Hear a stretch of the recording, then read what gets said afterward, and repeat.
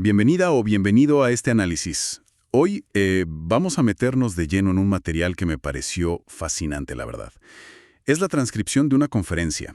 Trata sobre la espiritualidad cristiana y, bueno, cómo comunicar sus ideas centrales. Nuestra meta hoy es destilar esas claves, ¿no? Cómo se vive y cómo se comparte esta fe, siempre según lo que dice esta fuente. El texto arranca planteando la espiritualidad cristiana como una comunión muy cercana, muy enfocada con la divinidad. Y propone que esto se logra meditando en oración sobre las Escrituras. Usa una analogía bastante gráfica. Dice que absorber la palabra es como inhalar, y vivirla en oración, o sea, conectar con la divinidad, sería como exhalar. ¿Qué te parece? Sí, es una imagen, muy potente, la verdad. Y el texto insiste en algo importante. Esta meditación, esta oración, no son algo etéreo, ¿sabes? La propuesta es que se piense en términos bíblicos, usando las categorías de la Biblia, dentro de todo el cuadro de la obra de Dios que se describe allí. O sea, no son solo ideas sueltas, sino un diálogo dentro de esa narrativa más grande. Entiendo. Y para darle como una estructura a esa vida de oración, el texto presenta un acrónimo, ACAS.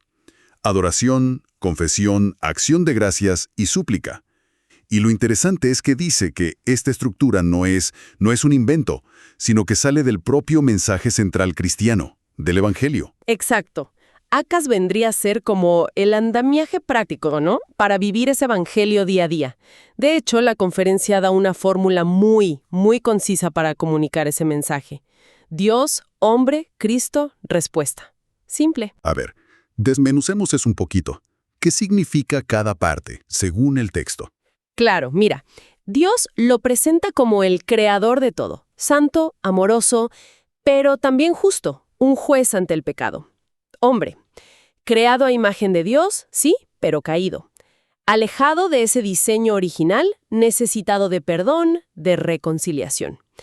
Cristo es el enviado para redimir esa situación. Vivió perfecto, murió como sustituto pagando la deuda, digamos, y resucitó mostrando poder sobre la muerte. Ahora reina y, bueno, se espera su regreso. Y finalmente la respuesta. Es la invitación, creer en esto, nacer de nuevo por el Espíritu, unirse a la Iglesia, a la comunidad. Esta fórmula Dios, hombre, Cristo, respuesta. Me suena, es bastante conocida en algunos ambientes. Pero aquí viene lo que me llamó más la atención del texto. Ajá, dime. Que no lo presenta solo como un método más para orar o para, evangelizar.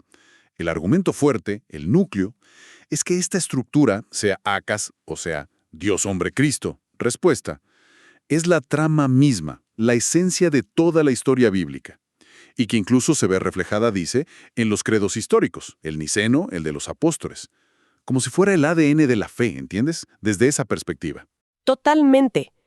Y un matiz clave que añade el texto es el efecto transformador que tiene internalizar esta estructura.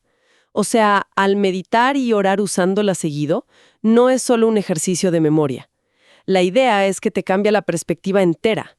¿Cómo ves todo? Lo bueno, lo malo, la belleza, el dolor. Todo se empieza a leer a través de esta gran historia bíblica. Claro, y eso lógicamente tendría un impacto en cómo compartes tu fe. Si todo lo ves así, conectar esa historia con lo cotidiano, pues se vuelve más natural, ¿no? Menos forzado. El texto menciona el ejemplo de Pedro en Atenas en Hechos 17, que, recuerdo, no llegó y soltó el sermón directamente, sino que conectó con lo que veía, con el altar al Dios no conocido. Lo usó de puente para hablar del Creador y de ahí presentar el resto. La fuente sugiere que esa es la habilidad que se cultiva, ver esos puentes en la vida diaria. Sí, muy buen ejemplo. Y el texto hace una distinción interesante entre dos modos de compartir. Uno es reactivo, ¿no? Surge en la charla normal. El otro es proactivo, buscar la oportunidad intencionalmente. Evangelismo en la calle, hablar con desconocidos. Y reconoce, lo dice abiertamente, que esto último puede ser incómodo, puede costar. Lo cual lleva a la pregunta obvia. Si puede ser incómodo, ¿por qué ese énfasis en lo proactivo? ¿Qué valor le ve el texto, más allá de que quizás alguien escuche el mensaje? Pues aquí la fuente da una mirada casi contraintuitiva, diría yo. No se trata solo de sembrar semillas, aunque eso se valora, claro. De hecho, cuenta una anécdota de un predicador. Un sermón suyo que años después de morir llevó a la fe a un hombre que lo oyó de joven en su tractor. O sea, el efecto puede tardar. Pero el punto central, el más fuerte, es que practicar el evangelismo proactivo es en sí mismo una disciplina espiritual para la persona que comparte. Una disciplina. ¿Cómo es eso? Sí. El acto de salir de tu comodidad, de articular tu fe, de enfrentar un posible rechazo, todo eso, según el texto, te forma espiritualmente. Refuerce tu identidad como embajador, digamos. Fortalece tu propia comunión con la divinidad al poner en práctica tus creencias en un mundo que, bueno, a menudo es indiferente o hasta hostil. Es como una forma activa de vivir la fe, un entrenamiento en el mundo real.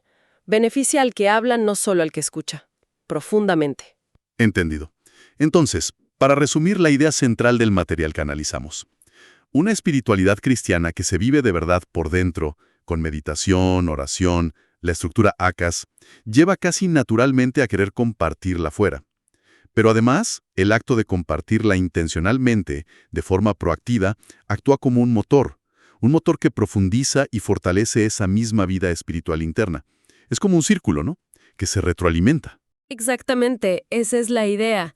Y esto nos deja con una pregunta final, creo, interesante para pensarla, aplicable incluso fuera de este contexto religioso específico. Si internalizar una estructura narrativa como esta de Acaz o la historia bíblica tiene el poder de cambiar cómo vemos el mundo y cómo nos comunicamos, ¿qué implicaciones tiene eso para aprender y explicar cosas en cualquier campo?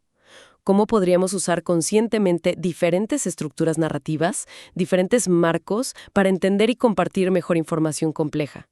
En ciencia, en historia, en lo que sea. ¿Qué otras historias, quizás sin darnos cuenta, están moldeando cómo entendemos y cómo hablamos de las cosas? Una pregunta para llevarse, ¿no?